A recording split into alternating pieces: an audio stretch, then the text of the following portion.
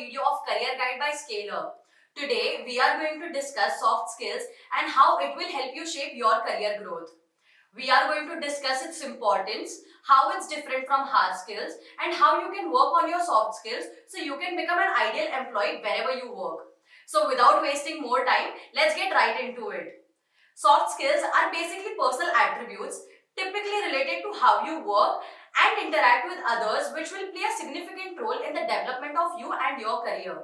Soft skills make it easier for forging relationships, bring recognition, and open doors for various career-related opportunities.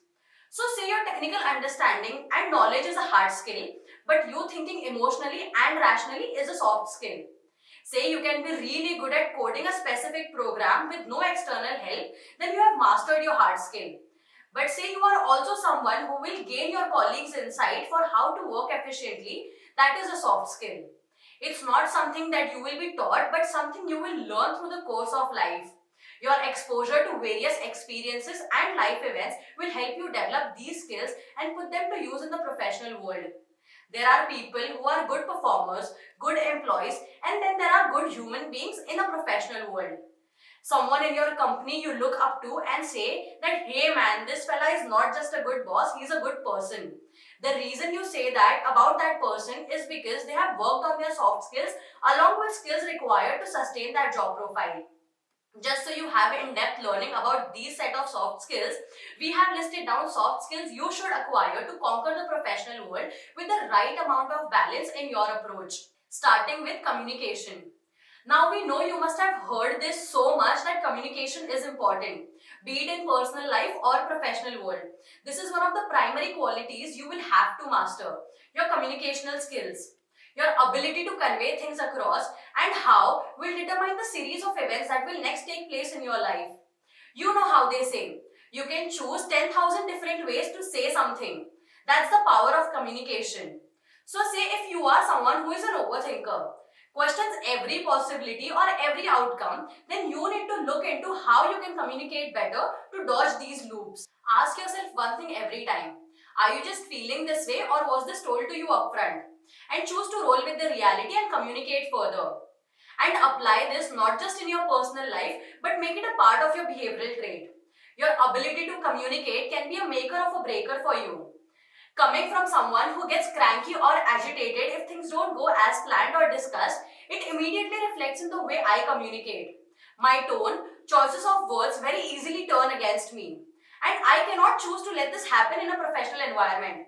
So what I do is, I take a long breath, remind myself of the greater purpose here, and that is the main goal, to fulfill the task assigned and convey it in the most polite yet assertive manner. At the end of the day, we are all just colleagues and acquaintances, and hence it makes no sense to cross that line and have someone go home feeling they are incompetent just because you aren't able to see where they are coming from. Rather, help them figure a better way to achieve the goal, suggest ideas and push them to do better, and be assertive so even your word is not taken lightly. But now, say you are someone who finds it really awkward to tell someone that you don't like the output that's come out of from them. Then just do one simple thing. Remind yourself of the purpose. You are in the professional space playing a specific role that requires you to be a specific person. Stop associating with that role with your natural way of living. Go ahead and communicate. Bring a sense of empathy when you address their downside that, hey, listen, I understand that you may have difficulty coming around this work, but you could bring finesse in it and so area. Believe me or not, if your inputs are coming from a good place, sooner or later they'll perceive you well. But don't let your communicational gap come in your way of work and hinder the process. Here are some of the other things you need to work on if you think your communicational skills are not up to the mark. With the whole work from home culture, video calls have become the new normal. Sometimes they become even more awkward than in person. Try getting more comfortable with looking at yourself in camera or mirror when talking, because we usually judge how we would appear as we speak.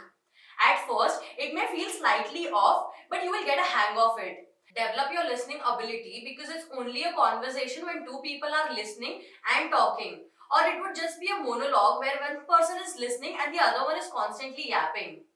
Try to be open to suggestions, feedbacks, and take them constructively.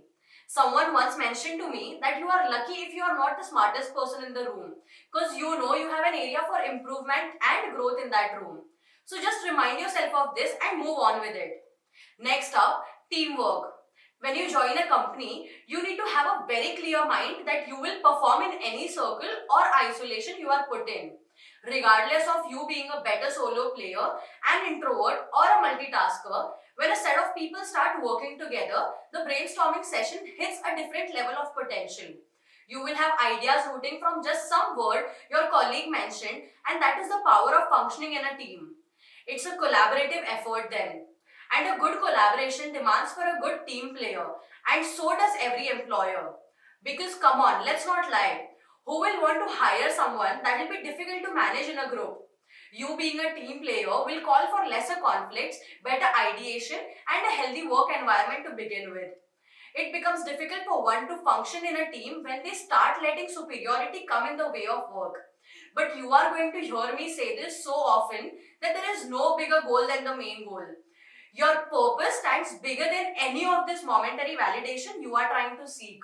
Because when the purpose is fulfilled, the team effort will make you feel exactly as good as you would feel to do it solo.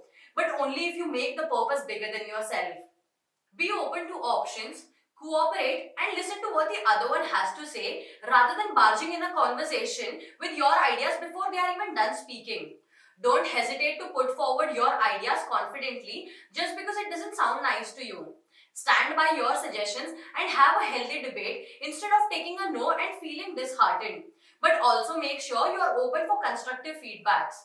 That's how the teamwork works after all. Next up, adaptability. Now, we all know how it feels to not have some things go as you plan them. Saturday nights getting cancelled, your mom cooking a different meal than what she promised you, your birthday evening, and so on. But the thing is, these events can still be dealt with because they are your personal situations after all. But professionally, you will have to come around some uncertain turn of events. Roll with the punches. You will find yourself in situation where things won't necessarily go your way, but your company will expect you to adapt to these changes. It's a workplace. Things keep changing as change is the only constant and a primary way of progress. You will have to accept changing teams, team leader, your comfortable spot in the office. You will also have to come to terms with stepping down on some days because some meeting will be essential to be carried out by others. Just adapting to these changes will in general make it easier for you to sustain in your office because you will be saving yourself from investing into unnecessary emotions for things that don't require your reaction. Try to be calm and positive when some change is coming in your way. Don't go out looking for greener grass, make yours greener. It's all a perspective game after all. Remain curious and optimistic throughout the course of life and you shall find it easier to adapt to changes than you did before. Problem solver. Problem solving ability remains very specific or goal oriented. You must think that I can only be a problem solver of things I have expertise in, but that is not necessarily the case after all. You can develop a creative way of solving problems and you might discover that you hold the potential to solve problems you think you could never do. Sometimes we fixate too hard on our learning and think that's all there is to master. But if you look around, there is immense possibility to experiment and come up with things no one has ever come up with before. It's about being unconventional in your own ways without worrying about the final outcome. Any problem solver comes with his or her own risk-taking capabilities. You ask yourself if you are one of those who are willing to take risk. Focus on how you can stay determined, observe little details about the problems you are expected to work on and take the initiative. Let your urge to be involved reflect in front of your colleagues if you have made an effort on the research. And problem solving doesn't necessarily mean that you solve problems that involve you. Sometimes go an extra mile, help your colleague with something you may know but they don't. This will help you form better relationships and for all you know, they might come to aid someday too. Next up, leadership. Like they say, problems arrive like an unexpected knock at the door and employers scout for people who are prepared for this uncertainty. You may not be originally hired for leadership role, but your role may be very different from that of a leader, but we all aim to progress. Who signs up for a job to remain a junior associate all their lives? While a job teaches you technicalities to reach that position, your soft skills will define that if you are ready for that position or not. Leadership doesn't revolve around your abilities to perform tasks, but everything that is included in performing these tasks. Your listening skills, your ability to be open to recommendations, your creative thinking ability, how you empathize with people at your work, how you manage your day and strategize will remain factors that will reflect your leadership qualities. So work on yourself in those areas where those qualities are hindered. Look up to people you admire. See what quality they reflect. Watching movies or reading about leadership roles will also help you gain insight as to which areas you can perform better. What we mean is, pick your inspiration. Pick the stories you want to derive that motivation from and cultivate these little qualities that form one significant quality, leadership. Next up, work ethics. You know how our parents keep nagging all our lives, right? Beta, get up and go to school. The school bus waits for you every day. You need to be before time, not late anywhere you go. And you would sit there and be like, Mom, it's my friend's birthday, not a board meeting. But you know the thing is, you need to practice punctuality every day in order to stay disciplined. And I know how I sound when I say this, but striving to make these little changes will actually reflect on how well you treat your work. You need to respect your job, your workplace, and most importantly, your own time.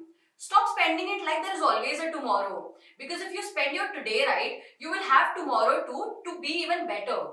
Work ethics don't stop there. It's about you carrying out a task for a day or two because someone else was unable to do it. Now, either you can be too fixated upon this is not my task to do, I won't do it, or just pick the task and do it for the bigger picture. The choice is yours. Your work ethics will help others decide if you are approachable or reliable. Just stay motivated and committed to your work. Don't treat it like it's a job you have to do every day. Do it because you enjoy it. Indulge in it rather than dragging yourself through it. This way, you will be able to manage your time efficiently rather than delaying it because you are bored and will be punctual enough to not be questioned. Next up and lastly, accountability. This is one of the quality that is so hard to find but is necessary to inculcate. Accountability is so crucial not just in workplace but in life in general. You need to acknowledge and own up to your flaws and your shortcomings. You need to understand that mistakes only pave the way for you to learn better. Your abilities to be accountable will reflect on how honest and truthful you are about your actions. It will help your company believe and understand that you wouldn't shy away from addressing the difficult parts but would instead sit, acknowledge and work on it. And that's the kind of person you need to be. Work with integrity and build the sense of accountability. And it doesn't restrict you just owning up to your shortcomings, but even when someone's trying to milk benefits from the efforts that were purely yours. No one is going to stand up for you, but only yourself. So if assertive is what you need to be it. But practice this in your everyday life. Your confidence will come to show, your dedication and hardship will pay off more when you start to be accountable about whatever you choose to do. This brings us to the end of our video. Soft skills are not something that you will sit and study overnight and clear the test with good grades. It's literally something that you practice every day and your life testing you at different phases. Try working on these details and it's the details that form the bigger picture. You let us know how your soft skills have helped you sail through your work life and benefited you in the comment section below. Make sure you subscribe to our channel so you never miss an update from Scaler. Until next time.